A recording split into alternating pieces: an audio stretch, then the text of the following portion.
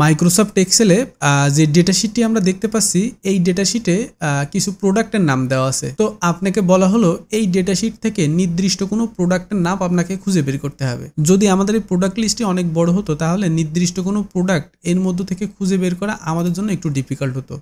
তো আমরা সহজে কিভাবে এই কাজটি করতে পারি, দেখুন আমরা যদি এখান থেকে কোনো প্রোডাক্টের নাম লিখি, যেমন আমি এখান থেকে প্রজেক্টর লিখলাম। দেখুন প্রজেক্টর লিখলে অটোমেটিক্যালি প্রজেক্টরের যে রোটা, এই রোটা হাইলাইট হয়ে গেল।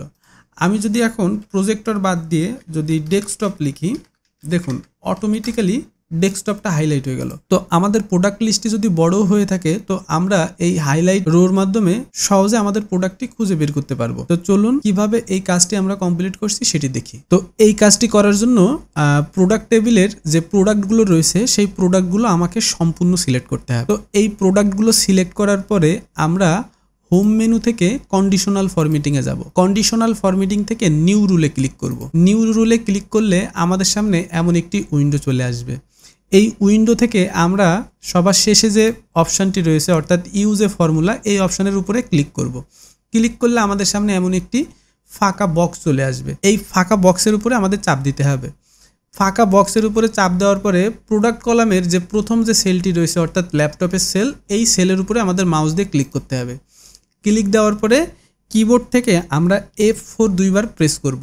F4 দুইবার প্রেস করে আমাকে বলতে হবে যে এই প্রোডাক্ট কলামের যে সেলটা আমরা সিলেক্ট করলাম B7, এই সেলটা যদি ইকুয়াল চিহ্ন দিয়ে বললাম, এই সেলটা যদি সার্চ কলামের আমরা যেখানে সার্চ করতে চাচ্ছি অর্থাৎ এই যে C4 সেল, এই সেলের সাথে ম্যাচিং হয় তাহলে ও কী কী কাজ করবে ওকে বলে দিতে হবে। অর্থাৎ আমরা এই ফরম্যাটে যে বলবো কী কী কাজ করবে, ও ফিল কালারটা চেঞ্জ করবে। আমরা যে ফিল অপশান দেখতে পাচ্ছি, এই ফিল অপশানে যে এইখান থেকে কালার চেঞ্জ করে দিলাম ফিল কালার, এবং বলে দেবো ফন্ট কালারটাও চেঞ্জ করবে।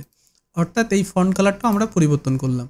এখন যদি আমরা কিবোর্ড থেকে ওকেতে চাপ দিই এবং এই অপশান থেকেও যদি ওকেতে চাপ দিই, তাহলে এখন দেখুন মজাটা, আমরা যদি এইখানে নির্দিষ্ট কোনো প্রোডাক্ট সার্চ করি, অর্থাৎ আমি যদি এখান থেকে প্রজেক্টর লিখে সার্চ করি, তাহলে দেখুন ও অটোমেটিক্যালি প্রজেক্টরটা হাইলাইট করতেছে। আমি যদি এখান থেকে ইউএসবি লিখে সার্চ করি, তাহলে দেখুন অটোমেটিক্যালি ওই ইউএসবি হাইলাইট করতেছে। তো মাইক্রোসফট এক্সেলের এই কন্ডিশনাল ফরম্যাটিংটির মাধ্যমে আমরা যে কোনো কাজকে আরও সহজ ও স্মার্টভাবে উপস্থাপন করতে পারবো।